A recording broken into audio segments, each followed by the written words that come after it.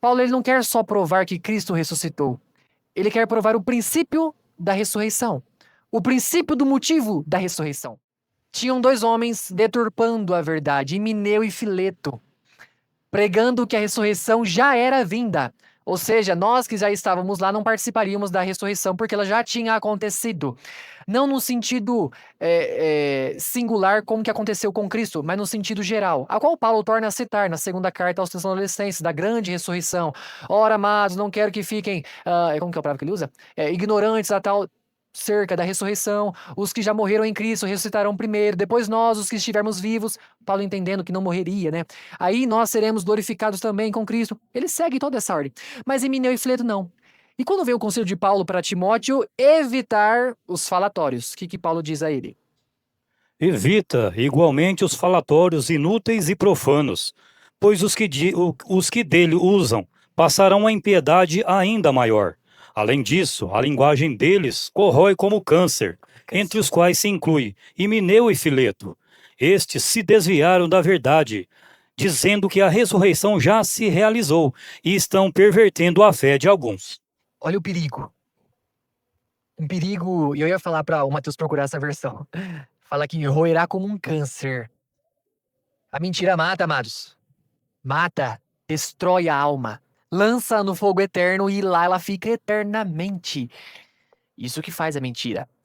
Perverteram a verdade, os falatórios, as más conversações, aquelas vírgulas que a gente adiciona, os acentos, os jotas, como Jesus Cristo cita. Isso perverte o que é correto. Mas a palavra ela já foi totalmente escrita de forma suficiente. Eu não posso nem tirar e nem colocá-la. Se eu colocar, estou adulterando a palavra, que estou colocando algo que é a mais, e nós sabemos o destino de pessoas que fazem isso. E se eu retirar, amados, estarei sendo negligente quanto à palavra. Retirando algo que, amados, se está é porque é para ficar. O que João fala lá nos últimos textos, né, de Apocalipse? Aquele que, amados, adicionar coisas a este livro ou retirar as coisas desse livro, as pragas que estão escritas serão sobre ele. Então temos que ter cuidado, muito cuidado. Himeneu e Fileto, duas pessoas que estavam no meio do evangelho, que em algum momento pregaram o evangelho. Não é à toa, amados. Sabe, o muito querer adicionar leva a pessoa a isso. É o que fala, não nessa parte do texto, mas vai falar para Timóteo, Timóteo, siga firme na sã doutrina. Porque as filosofias estão todas aí fora. A sã doutrina é a única que salva. Sã de sanidade, tá, amados? De sanidade. De saber corretamente aquilo que salva ou não salva.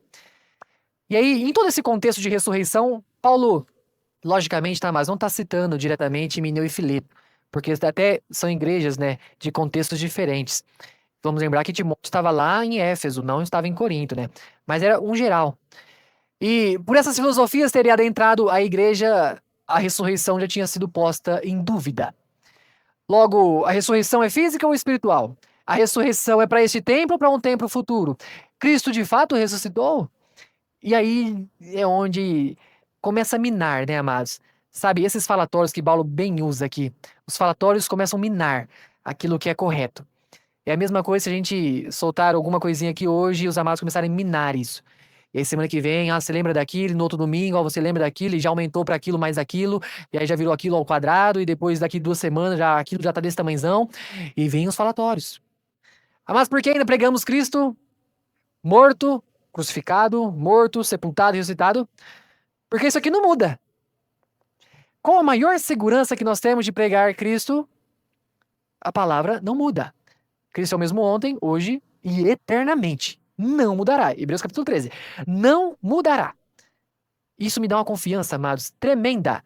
Que hoje eu vou falar para você, amados, você foi ressuscitado juntamente com Cristo porque a ressurreição existe e aconteceu primeiramente com Cristo. E daqui 10 anos, se eu estiver aqui, eu estarei falando a mesma coisa. Daqui 20, 30, 40, quantos anos o Senhor me permitir estar aqui?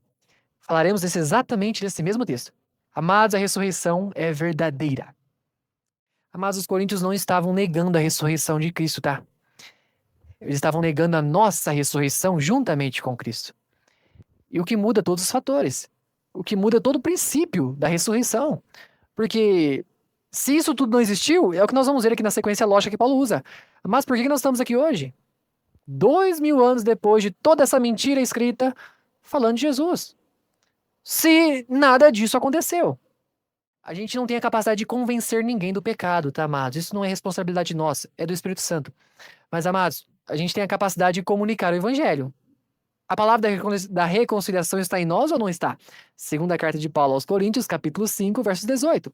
Se ela está em nós, amados, nós devemos usá-la. Agora vem a habilidade de manuseá-la. O que diz lá, irmão Benedito? Ora, tudo isto provém de Deus, que nos reconciliou consigo mesmo por Jesus Cristo e nos deu o ministério da reconciliação. Nos deu o ministério da reconciliação para manuseá-lo, amados, usá-lo. Se não há ressurreição de mortos, também Cristo não ressuscitou. Se Cristo não ressuscitou, é vã a pregação, é vã a fé.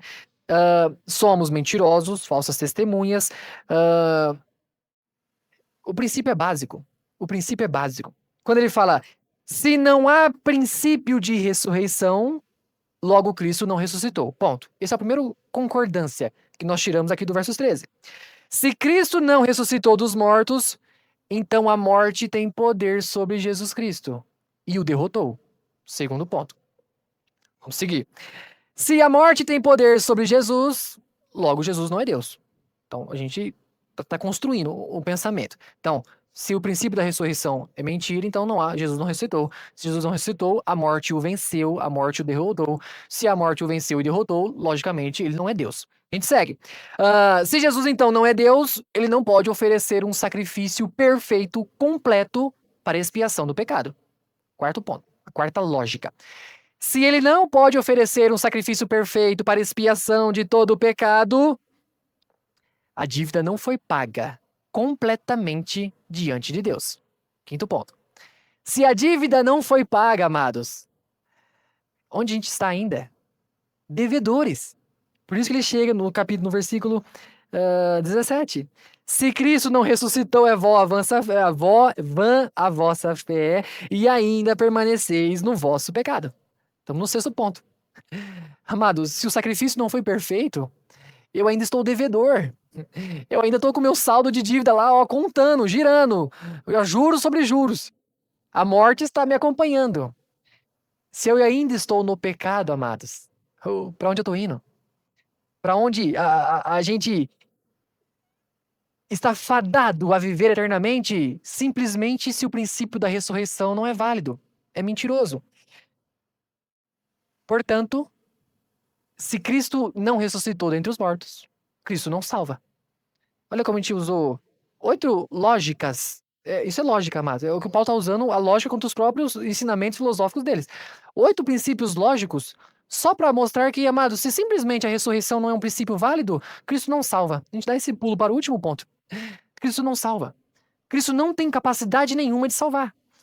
Por isso que é válido minuciosamente Paulo querer pregar e, amados, provar de alguma certa forma a ressurreição.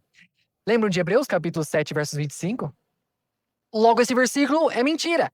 Logo, esse versículo não tem validade nenhuma. O que o escritor deixou escrito lá? Também pode salvar perfeitamente os que por ele se chegam a Deus, vivendo sempre para interceder por eles.